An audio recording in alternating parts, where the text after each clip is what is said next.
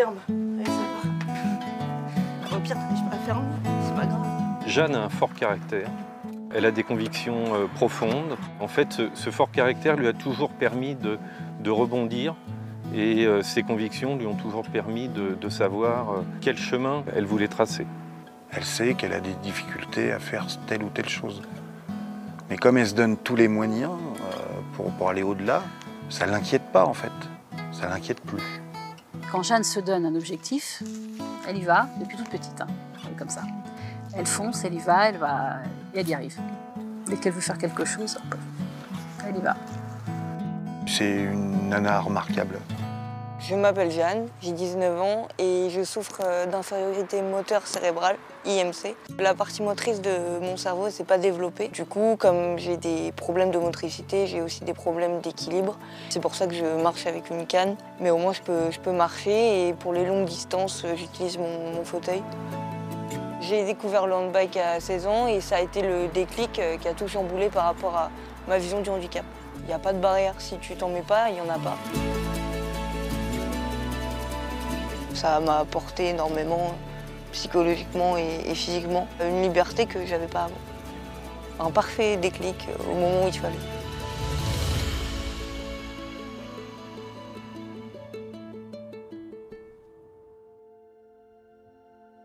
Dans la vie de Jeanne, le sport a toujours été présent. Et puis un jour, un ami, Eric, nous a proposé de tester le handbike. Toi, il n'a pas bougé ton handbike. Il roule toujours, mais pas avec toi dessus. On a commencé à faire des sorties de 300 mètres, 600 mètres, 1 km. Et puis elle a commencé à aimer ça, aller s'évader dans la nature, dans les bois, faire du tout-chemin. Ça n'a pas été tout de suite rose. Il y a eu des moments durs, mais elle n'a pas lâché. C'est comme ça qu'on devient champion. Oui. Le club, il représente une grosse partie de mon acceptation de mon handicap. Un bon 80%. Comme eux, ils rigolaient de leur handicap, je me suis dit, en fait, le handicap, si tu l'acceptes, ça peut être drôle. Tu peux vivre des bons trucs, tu peux faire des choses. Et oui, ils m'ont aidé pour ça. Et...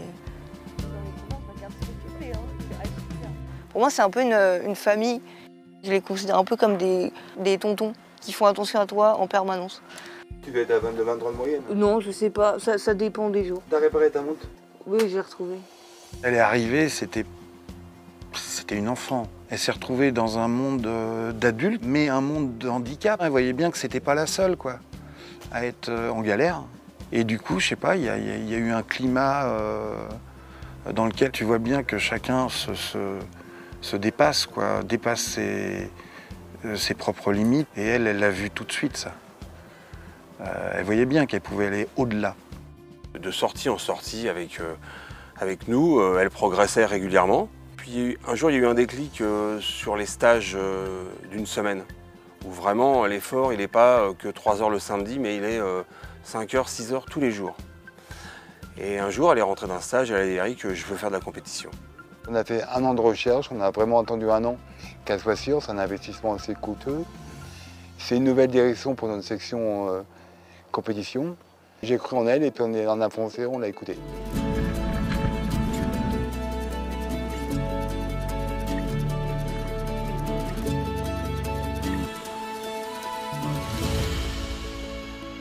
Et on a vu une nouvelle Jeanne, où elle pouvait serrer les dents et avoir la petite étincelle dans l'œil, ce que nous, anciens sportifs, on a, la volonté d'aller encore aller plus loin. C'est là que j'ai dit, ok, la compétition, tu peux y aller. On est super fiers, super motivés pour elle. En fait, je crois qu'on est autant emballés qu'elle, et des fois peut-être au début, si ce n'est plus. On n'a qu'une envie, c'est qu'elle réussisse son coup. Ce qui comptera dans tout ça, c'est le chemin, c'est pas la place qu'elle aura sur le podium. Bon, si elle fait une belle place, on sera content quand même. Je me sens soutenue du coup, et puis ça prouve qu'ils font encore attention à moi malgré le fait que j'aille plus rouler avec eux. Mais je pensais pas qu'ils étaient à ce point-là à fond avec moi. Donc ouais, non, ça me touche réellement. Ça fait plaisir.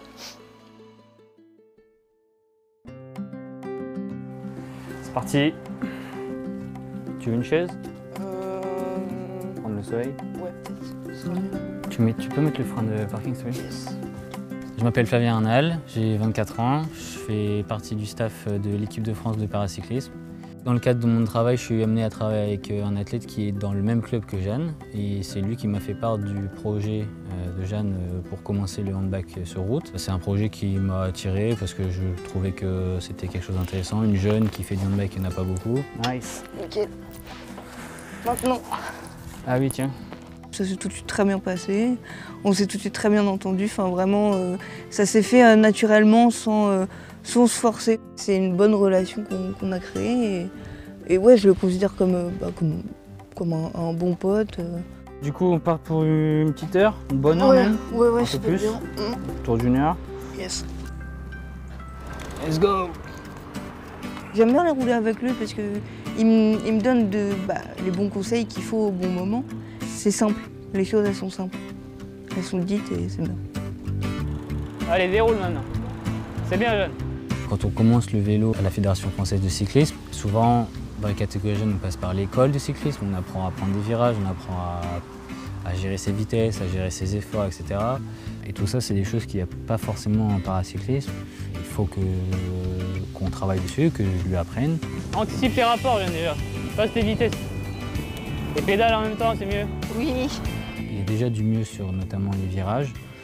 Je pense qu'il y avait un peu d'appréhension au début et c'est mieux maintenant. Voilà, et penche-toi. Ouais, nickel. Ça va, t'as réussi à trouver le bon braquet pour relancer? Les automatismes ne sont pas encore là, mais ils vont l'être. J'y crois. Puis il faut. C'est une autre façon de rouler, c'est plus léger. Je suis beaucoup plus allongée sur le handbike, je suis encore plus près de la route qu'avant. Donc même ça, il ne faut pas avoir d'appréhension. Il faut se dire, bon bah on y va, il faut aimer la vitesse aussi un peu, sinon ça c'est compliqué. C'est un peu comme une voiture de sport comparée à un SUV, c'est vraiment... Tu sens la différence au niveau du dos. Tu prends la grosse descente là, tu vois. Ok. Et là après c'est rigolo. Là passe un peu anticipe, tu vois la descente. Ouais. Mais un petit peu plus gros. Ouais. Prends plus l'extérieur ton virage. Reste à droite, Jeanne. Anticipe. Moi je préfère, du coup il y a plus de sensations si tu peux aller plus vite. Là aujourd'hui j'ai atteint 35 km/h, mais une fois j'ai atteint 40, 42, grosse descente, c'était bien. Je pense qu'il y a une différence énorme entre sa vie de tous les jours, où en effet c'est la lenteur quotidienne, parce qu'elle va mettre plus de temps en effet pour préparer son petit déjeuner, pour se préparer, pour s'habiller. Et le vélo justement c'est tout le contraire, c'est-à-dire que c'est de la vitesse, c'est un surpassement, et une fois qu'elle est bien installée dans son engin, bon, bah, elle a la possibilité de ne plus y penser parce que elle est libre. C'est impressionnant. Nous sur nos vélos, on ne roule pas à cette allure-là. Et il y a peu de temps, elle ne roulait pas à cette allure-là non plus. Là maintenant, on voit que la vitesse, ça compte.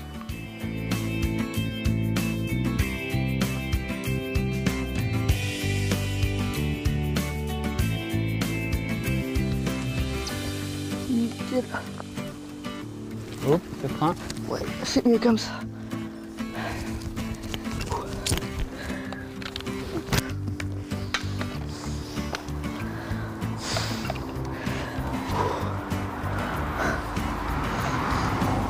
Bon, belle séance, c'est bien. Je suis morte. J'en veux plus. C'est des sollicitations cardio-respiratoires et musculaires qui sont très élevées. C'est du cyclisme. Le cyclisme, c'est pas connu pour être une des disciplines les plus faciles, et le paracyclisme n'échappe pas à la règle.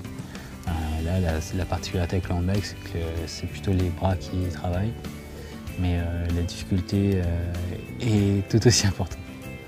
Même quand c'est des côtes et que c'est plus compliqué, au fond, je sais pourquoi je fais ça. Donc du coup, c'est toujours un plaisir d'aller rouler. Vraiment.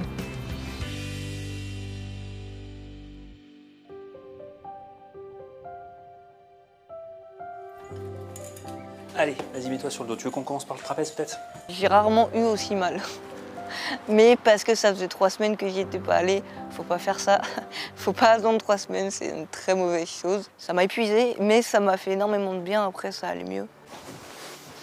Tu vas mettre la main droite ici, la main gauche là. Main droite, main gauche. Ouais, tu te laisses faire. Je teste, c'est tout. Ça fait un peu mal? Ouais, là, ici, là. C'est là où tu sentais ta douleur tout à l'heure. Ok, on relâche. Ça va?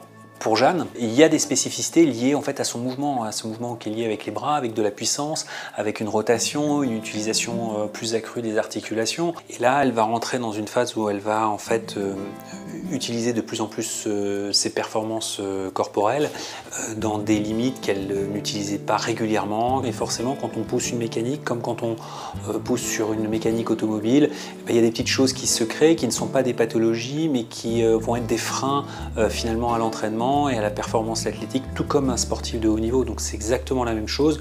Le but, c'est qu'il n'ait pas mal et qu'il récupère le plus rapidement possible dans les meilleures conditions pour pouvoir en fait développer de la puissance musculaire sans se faire mal. À gauche ici, là?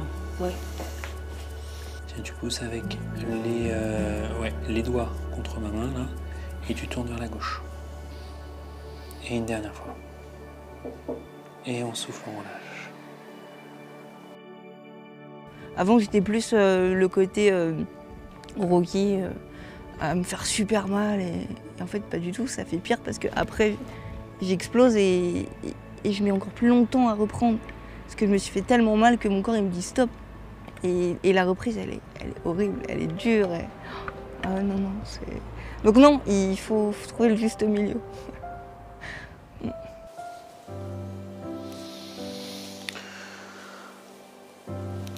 Peut-être s'arrêter là pour aujourd'hui, qu'est-ce que tu penses? Ça peut être pas mal pour une reprise, hein? Ça roule? Oui. Allez, zou. Le handball sur route, vu que j'en fais quand même beaucoup par semaine, ça m'a beaucoup musclé. Et du coup, pour marcher ou pour mon fauteuil, pour mettre le fauteuil dans la voiture ou rouler ou toute seule, bah, j'ai beaucoup plus de facilité à ça. J'ai plus de liberté du coup. Ça fait peu de temps que je me suis vraiment mise à bouger autant. Avant, j'avais peur parce que justement, cet aspect physique, je l'avais pas. Je me disais, mais imagine, tu es en ville, il y a une côte, bah, tu peux pas la franchir. Là, maintenant, je me pose même plus la question. J'y vais, je fais, point. Tout s'est accéléré au niveau autonomie. Hein. Ça arrive en même temps, en fait. Le fait qu'elle soit à fond dans son projet, le vélo, qu'elle en fasse et tout, petit à petit, elle fait plein de choses, elle se permet plein de choses qu'elle ne faisait pas avant. Elle a une vie normale. Malgré son handicap, plus rien ne l'arrête. Donc elle y va. Donc voilà, c'est bluffant. Ça va, pardon. Coucou, ça va toi? Jeanne, je la connais depuis le primaire. Et donc on s'est toujours suivis depuis ce moment-là, en fait. On ne s'est jamais vraiment quitté. C'est la seule personne qui m'est confrontée au handicap de manière générale et qui m'est éduquée sur ce sujet-là, non seulement dans le sens où sans Jeanne, je n'aurais pas eu de conscience forcément de ce qu'est le handicap. Et donc Jeanne m'a appris énormément à savoir me comporter tout simplement avec des personnes qui sont en situation de handicap. Mes copains, bah, c'est un point d'équilibre pour moi parce que depuis toujours ils me soutiennent, puis ils sont toujours là à n'importe quel moment. Ils s'en fichent quoi. Eux, ils se mettent pas de barrière. Il y a un métro, bah, on y va, on est dans Monaco, il n'y a que des côtes, on y va, c'est pas grave, il y a des pavés, c'est pas grave. Il y a des champs, c'est pas grave. Ils font parce que bah, ils s'en fichent et je pense qu'au fond, ouais, ça les amuse un peu. Ils ont peut-être l'impression de pousser un bébé grandeur nature, quoi, je sais pas, mais au moins, bah, moi, ça m'a aidé pour accepter tout ça. Oui. Ok, c'est cool quand vous me dites que vous êtes fiers de moi et tout. Enfin, forcément, moi, ça m'apporte quelque chose en plus. Ça me motive. Mais franchement, je le fais juste pour moi. Je le fais même pas pour les médailles. Je le fais même pas pour la gloire ou je sais pas quoi. J'en ai rien à faire. Est-ce que ça fait du bien? Ouais, ça me fait juste du bien. De me dépasser moi-même. C'est un vrai plaisir de l'avoir s'émanciper. Moi, l'aspect sur lequel je prends le plus de plaisir à voir tout ça, c'est vraiment sur le côté social, confiance en elle, moins d'anxiété, tout ce qui est plus sur le psychologique. Et là, le fait de la voir s'épanouir et rencontrer tout un monde de gens qui essayent justement de la tirer vers le haut, de s'investir pour écrire un petit peu son histoire, chacun à leur manière, je trouve juste ça très beau et je suis très content qu'elle ait réussi à se sentir bien dans ses baskets.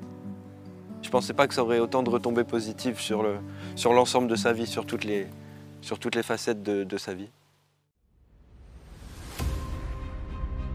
Le rêve absolu, ce serait les JO un jour. Ça, ce serait incroyable. Là, j'aurais réussi mon rêve, hein, littéralement. Avant, bien sûr, il y a d'autres étapes. Il ne faut pas brûler les étapes, jamais. Mais juste, je me dis, bon, bah, ça pourrait être bien qu'un jour, je sois en équipe de France. Donc, bah, ils ont fait des concessions, des sacrifices. À un moment donné, il faut faire des sacrifices si on veut y arriver. Et je me mets aucune pression, juste, je me dis, bon, bah, ok, ils font comme ça, on va y aller petit à petit. Et on verra. Mais l'idée, c'est d'y arriver quand même. En fait, c'est un challenge un peu anodin entre son frère et elle, où tout d'un coup, en discutant tous les deux, Jeanne lui dit ah bah tiens, ça serait marrant si je faisais les JO ou si je faisais la compétition, il y a les JO qui arrivent. Et son frère, c'était genre cap pas cap, bah écoute, t'as qu'à essayer et puis tu verras bien si ça te permet d'aboutir en tout cas à cette blague potage que tu es en train de nous faire. Je pense que les seules limites qu'elle va avoir dans sa vie, c'est elle-même. Je suis persuadé que si jamais elle met 100% de son énergie dans avoir une médaille d'or, elle aura une médaille d'or. Et que si elle l'a pas, c'est qu'elle a peut-être pas assez travaillé. Je serais plus à voir ça comme ça plutôt qu'à me dire que c'est fou comme rêve. Je pense qu'elle peut vraiment l'atteindre si elle en a vraiment envie. Jeanne est encore très jeune, mais là, elle a déjà comblé un grand trou par rapport à ses concurrentes et elle progresse à vitesse grand V, là où ses concurrentes commencent à stagner, quoi. Voilà. Pour être tout à fait honnête, je suis pas sûre du tout de mon coup. Hein.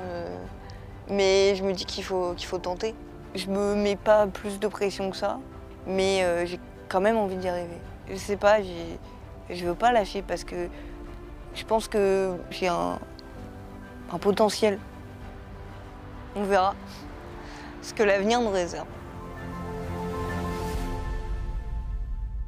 J'ai jamais douté véritablement que ce jour arriverait, mais qu'il arriverait comme ça, aussi vite, d'un seul coup, qu'il y ait autant de changements. C'est-à-dire qu'il y a la Jeanne avant le vélo et la Jeanne maintenant, avec le vélo. Vraiment, elle trace sa route, là, véritablement, étant au niveau du sport qu'au niveau du personnel, études, enfin, d'un seul coup. Il y a eu un déclic et c'est tout à fait ça, elle trace sa route. Normalement, c'est Internet. Je n'ai jamais considéré Jeanne comme une personne en situation de handicap. Je lui ai toujours dit, écoute, si tu veux quelque chose, fais-le. Tu as un handicap, soit, mais par contre, ce handicap, en aucune façon, ne doit être une excuse.